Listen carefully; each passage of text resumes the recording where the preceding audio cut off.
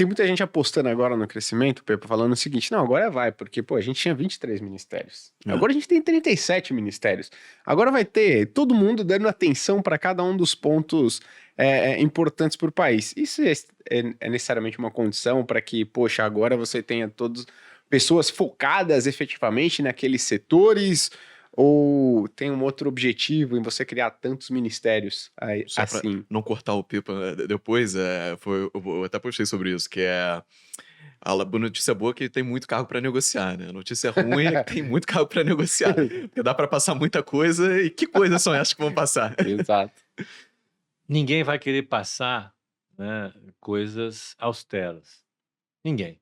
Não consigo imaginar o Centrão querendo cortar verbas para os seus municípios. Uhum. Eles querem aumentar as verbas para os municípios. Eu acho assim que 37 ministérios refletem o estado da arte do governo atual, o equilíbrio de forças do governo atual, né? É isso, é negociação. É uma forma que o Lula encontrou para garantir a governabilidade. Uhum. Essa é a boa notícia e também é a má notícia. Uhum. Quando você tem muitos focos, você não tem foco algum, né? E mais uma vez, nós estamos diante de um problema fiscal muito sério. É curioso porque o mercado ele estava apostando demais na capacidade do Paulo Guedes resolver o problema fiscal ao longo de 2023. O mercado estava sendo complacente com o Guedes justamente por causa disso. Deixa o Guedes dar esse cavalo de pau que ele está dando, e ele deu um cavalo de pau e deixou de ser o liberal que ele era, para ser vamos dizer, um coordenador de campanha do Bolsonaro. Ele apoiou os aumentos de despesa como tinham que ser, e eu acho que ele apostava que em 2023 ele ia, na surdina, cortar tudo isso daí. Ia ser uma operação difícil de ser feita. Mas o mercado estava apostando nisso. Tanto é que não via o déficit potencial em 2023, porque o Paulo Guedes, não sei se vocês lembram, falava que não ia ter déficit fiscal em 2023. É lógico que ia ter. Né?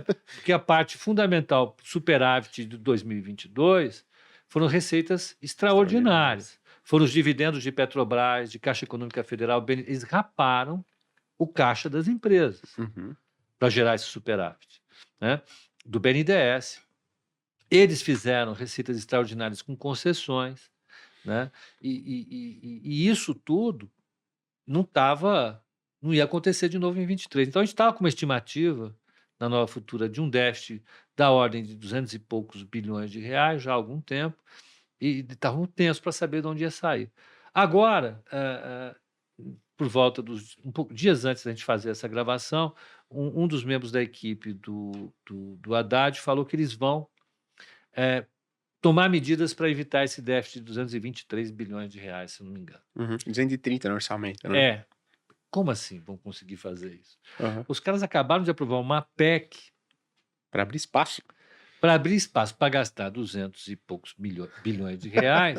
Agora eles vão dizer que vão cortar um déficit de 200 e poucos bilhões de reais. Como? Que um detalhe é muito mais do que era necessário para o propósito da PEC, né? Que teoricamente era você expandir o Bolsa Família. Mas é que também embutia ali uma série de pagamentos que tem que ser feitos. Que estavam dizendo que não iam pagar. Você não vai pagar a luz da FRJ. Tem que pagar água. Tá tudo atrasado. Pô, quando eu passo lá na FRJ, me dá vontade de chorar.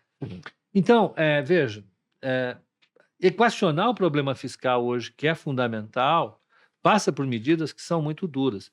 E o primeiro sinal que o governo dá é que não quer tomar essas medidas duras, né? Aprovou a PEC, o Haddad falou em acabar com a desoneração dos combustíveis, que era uma medida super necessária, são 50 bilhões de reais. O Lula não aceitou, tem que voltar atrás. Então, eles vão dizer que vão... O que eu vejo é que talvez eles venham a aumentar os impostos e nesse processo você precisa dos 37 ministérios. Você imagina? Vão ser muito bem usados. Você vai ter que ter orçamento para todos eles. Você não empossou o cara para dizer, desculpa, você fica aí, usa, pode tomar um café, uma água, mas você não vai ter verba para nada. Você vai ter que dar alguma coisa para ele. Então, você vai ter que negociar com a base do governo o orçamento. Então, são forças estruturais muito fortes, jogando Uhum. o orçamento para um problema muito sério em 2023, 24, 25 e 26. Uhum. Lembrando que a tensão sobre o orçamento ela é assim, né? Ela começa abaixando e depois vai explodindo, porque vai ter eleições municipais daqui a 2 anos, Sim. e acabou as eleições municipais, começam O os ciclo. trabalhos para as eleições presidenciais de governador, deputado e senador. Então, as pressões serão enormes.